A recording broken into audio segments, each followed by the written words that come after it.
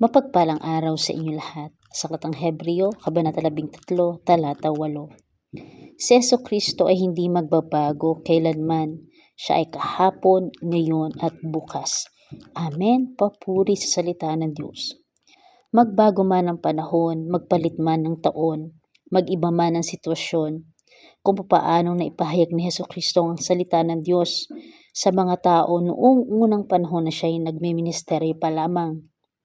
Ganon ding salita ang maihahayag sa tao sa pamagitan ng kanyang mga lingkod dahil mananatili pa din ang salita ng Panginoong Hesus na kanyang itinuro nung panahon ng kanyang paglilingkod at nung panahon ng kanyang pagmiministeryo sa lupa.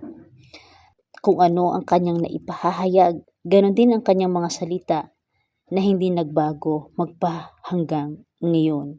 Kung ano ang kanyang naipahayag at tinuturo, ganon din ang kanyang mga salita at tinuturo sa atin ngayon.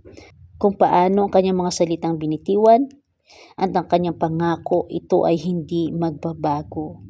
Ang Diyos ay Diyos pa din kahit lumipas man ang maraming taon.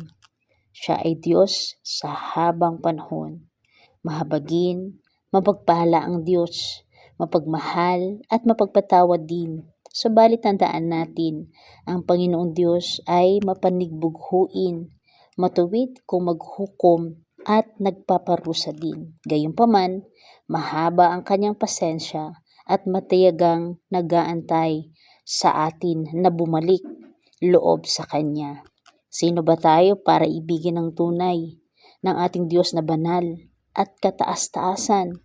Ang Diyos na si Yahweh, di natin kayang arukin ng isipan ng isang tao ang kanyang mga ginagawa, ang kanyang mga nalathala, ang kanyang mga sinalita, kung sa pamagitan lamang ng ating sariling talino.